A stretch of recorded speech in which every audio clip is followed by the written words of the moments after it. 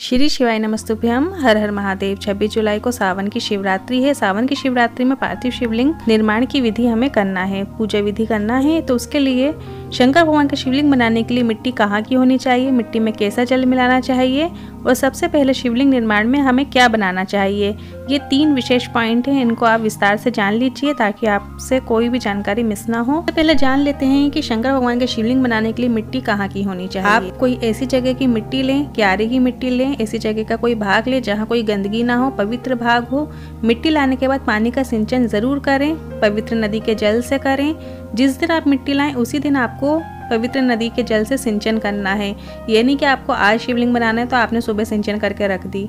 जब भी आप मिट्टी लाएं किसी भी स्थान से तो वहां से लाने के बाद तुरंत ही आपको पानी से सिंचन करना है, पवित्र नदी के जल से सिंचन करना है। यदि आपके पास किसी पवित्र नदी का जल नहीं है तो आप जल में इत्र डालकर सिंचन करें, या इत्र भी नहीं है तो दूध डाल ले थोड़ा सा और फिर सिंचन करें। यदि वो भी नहीं है तो आप अपने जल में एक बेलपत्र डालकर सिंचन करें।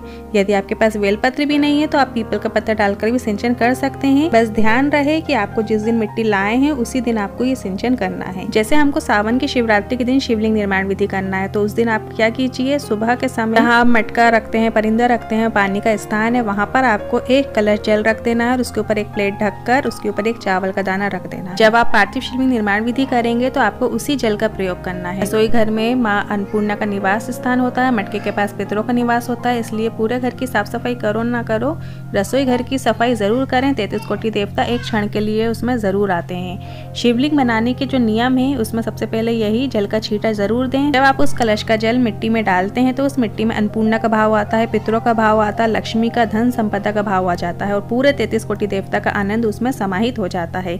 तो कैलाशपति को स्वीकार करने के वो मिट्टी लायक हो जाती है, पवित्र हो जाती है। इसके बाद आपको शिवलिंग निर्माण विधि जान लीजिए। सबसे पहले आपको शिवलिंग का स्वरूप बनाना है।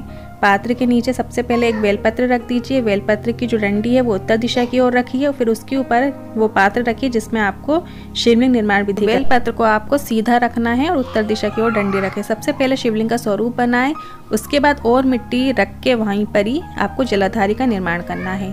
सबसे पहले आपको जलाधारी नहीं बनाना, सबसे पहले आपको शिवलिंग का स्वरूप बनाना है, इसके बाद जलाधारी का निर्माण उसी से लगकर करना है। पूजा अर्चना पूरी हो जाने के बाद आपको जब विसर्जन विधि करेंगे, आप किसी नदी में या घर में ही किसी पात्र में जब आप विसर्जन करेंगे तो जो जलाधारी का साइड है वो अपनी ओर करके और कामना करके घर में ही किसी पात्र में जल भरकर फिर आप विसर्जन कर दें या पवित्र नदी में जाकर आप विसर्जन कर दें। यदि आपके मन में कोई सवाल है तो आप कमेंट बॉक्स के जरिए पूछ सकते हैं।